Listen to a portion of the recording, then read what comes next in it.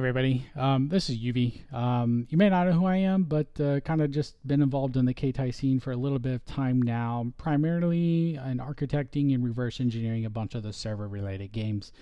You might have just saw the video. I talked about the Culdcept saga that I just got working.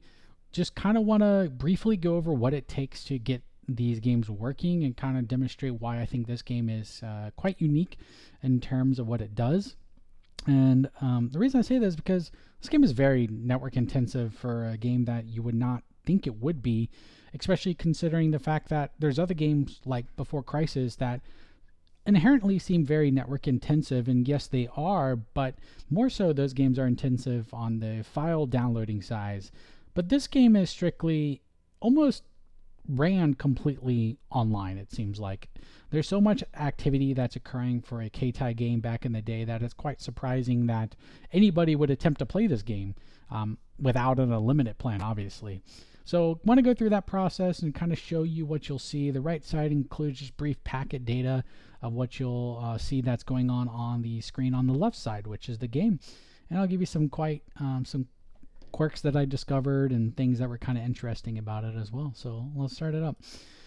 So as you can see, starting the game up, it does 2 packets immediately, but that's not really the full story. The full story really started when you start the game up for the first time in a long time, which the game checks to see how long it's been since the game has been ran, and it has a checksum involved with that. Therefore, if the game says, hey, I've not checked my files for over 30 days, let me check. So it downloads new files, it tries to verify them all, and that's what was really the hard part for this game, is that the server is so reliant on all the files, and it does a lot of manipulation of the files on the server side that the client data isn't really telling me exactly what we needed.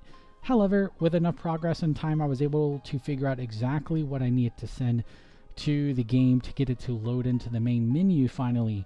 Now, we do have some data. We don't have all the data for this game. We have one event itself, or one quest, and no battle files to really start a battle in this game. So once all of those 10 packets were resolved, we're now here at the 2 packets that it actually asks for every time now I boot up the game, which is the application version check, which simply just says what version of the application am I running, and it gives a brief understanding of what this save data is. Is it a new save data? Is there save data that it needs to load, or some other game flags as well? BBS get, tell you here in a moment, and I'll show you exactly what that means. So as we start the game, we have new game, we'll select it, does another opening where it downloads the opening files. Now, again, we don't have the opening files for this game. We have the text, as you can see, because that's actually in the game. But the opening files, which are the images, are not there. So I just replicated that file. As you can see, there's some random background images of the world map itself there. That's because, again, whenever you play this game, the game is constantly overwriting the save data in the scratch pad. So that data would not be there unless somebody like downloaded the opening bin file and then never play the game again, which could be possible, but very unlikely. Alright, so as we go through, it will ask us to select a character class and then enter a name. As you can see, it does another server check, and there it actually checks to verify if that name is available and that it doesn't contain any, profanity or such, because your name gets used on the arena system, which is an online PvP system here. So as we do that, it's going to go through, ask us some questions about who we are, what we like, things of that nature. We'll just select the first one. And this would actually determine your starting configuration of your decks for your cards in Culdcept. So we'll go through quickly what happens with all these menu options, because there's a lot. We got dormitory here at the first, and so through here this gives us our character stats. We have our books, so the cards that we have, our spells here.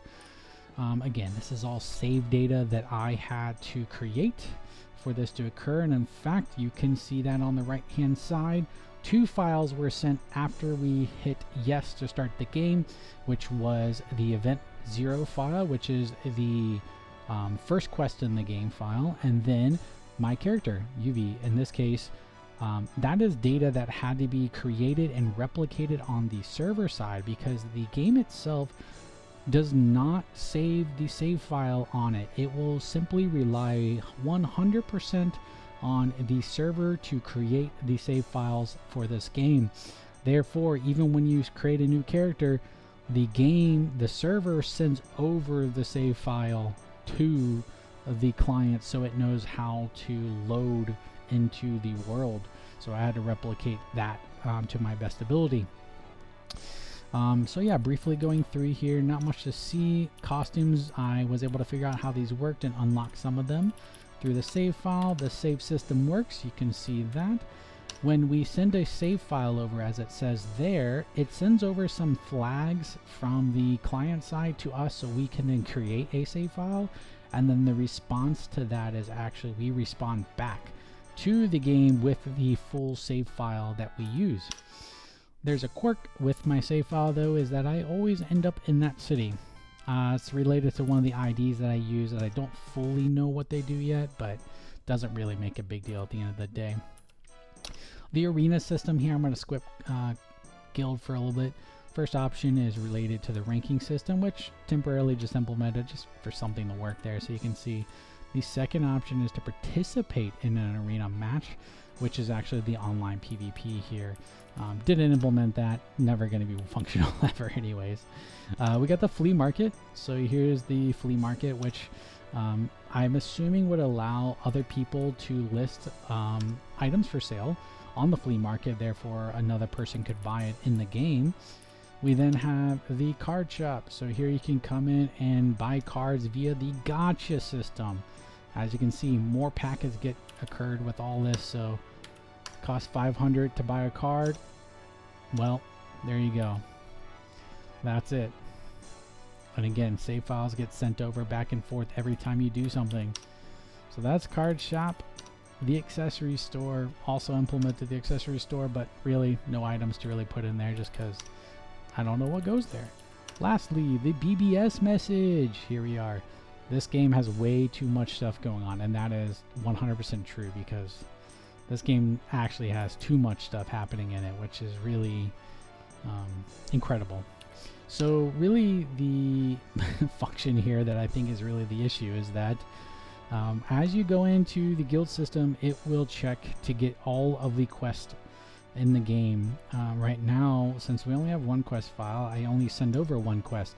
However, this is where the functionality of the game really comes into play, is that however many quests or scenarios they created, they would all have been listed here. As you click into them, here's that quest that we have, which is the opening quest to go get something for the king. So we can accept that quest. Once we accept that quest, we will then get sent over the event file that is related to that quest. And so now we can start the quest line. So this is kind of the mute point of where the game actually doesn't request too many files or do much stuff with the network until we get done with the quest stuff. So we go to the castle here, talk to this gentleman. Yeah, he's just like, hey, nice to meet you. Hey, there's 4 statues. I need you to go get the relics from each of the statues.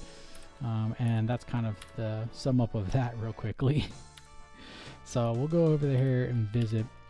Fun fact, because we don't have any of the battle stuff for this game, if I were to not do what you see here, which is unlock every location in the game, anytime I would visit, walk over one of these locations, it would trigger a battle pretty much, and the game would not be able to proceed. So what I had done is I modified the save file so I could actually just walk over all of these locations, and that means that the game won't trigger a battle. So that allows me to progress and kind of show you guys what we have today.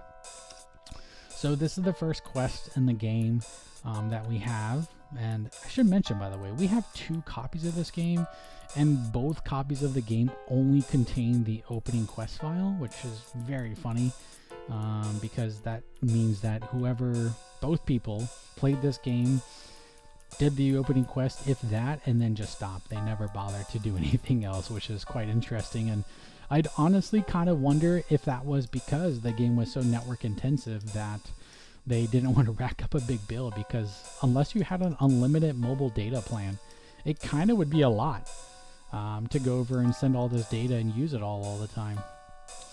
So the way the map event system works as well is it's kind of simplistic, but if I just click a direction, my character will travel in that direction until I hit an intersection. And then on the event binary side, very simply just has triggers and battle systems that occur when you step on a certain tile. That's how they're programmed in the game.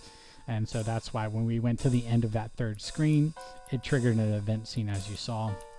And that event scene simply was the fact that we visited, they said, hey, here's the statue, here's a small piece that you can prove that you wanted the statue, and give it back to the king. So let's go back to the king here, and then we can demonstrate to you that we have a full system in place of this game. So talk to the king again. We're going to give him the examine, or give him the piece that we got from the statue. And then he's like, hey, cool, go see the guild to complete your mission. Boom, we've completed it. This actually took a very long time to get this working because, again, a lot of this reverse engineering process was on the save data file itself and understanding the flagging that was required, because I was able to get the quest working kind of early, but I was never able to get it to complete and mark the quest as complete until now, as you can see. So as you can see, once we do that, it goes ahead, it sends over a packet request saying we've completed that. That contains, again, some flags that then get sent to the server, and the server then needs to update the save file, which then, yes, gets sent back to the client. And yep, as you can see, we go back to the quest list, and we could repeat that quest if we wanted to. So here's what happens after now. This is when the game state gets updated to the correct state, which is what the world map would actually look like if you had a new game save file, right? See how all the locations are there, but they're not highlighted. You can't enter them now. So I could, for example, now get on the horse. Great. I can now avoid battles with the carriage. Now, if I did that, though, here you'll see we got an encounter. So this is where, unfortunately, the roads end, because the battle system is quite complex. And what happens here is that the game actually switches into a different app mode, and it starts a whole new cycle of chain of packets and files that it wants. As you can see, it already is asking for the battle start, which no problem. I've told it, let's start a battle. It checks the version again, goes through that information. Here is what it's doing right now that you can't see in the background, is that it is now requesting files to be downloaded, which, as I mentioned, we do not have those files. Those files are unfortunately overwritten every time you play this game. So that means every random encounter you would get in this game, you would always have to download the battle scene, the animations, the character or the enemies, things like that. And that's where I've mentioned now that I think this is where the game's mobile network system is kind of intense. You saw how easy it was to get into battle, and when you're in the event system as well, every step you take, every tile you touch could encounter a battle, which then means you have to download the battle files. Once that battle is complete, you then have to download the event files again to go back to playing the main mode, the adventure mode, I guess, for it. So that's the predicament at this point, is that I think, unfortunately, there will not be a point where we could resurrect this game fully. There's just not going to be a point where we'll ever get all of the files needed. Potentially, as we do recover more versions of this, we could get maybe one battle file working, and we could get more quest files, but we will never have them all. So what you see here is what will be available sometime in the future. But I would say don't hold your breath, guys. Well, this is kind of a new format for me. I kind of wanted to just really go over what it takes to reverse engineer these games, and what you had saw is just a small snippet of time, 14 minutes in this case, of what it took me to get this game working. I had given up working on this game actually 1 year ago and dropped it because it was just not working out and I couldn't get it working. But today, actually, I had restarted the project very early this morning, roughly 10 hours later. I have all this progress to show for you. So happy we're where we are, but let me know if this format works out. I kind of enjoy making these videos, just demonstrating how this whole reverse engineering process works, even if it's at a very low level. So thanks guys, appreciate it, and hopefully I'll see you in another video.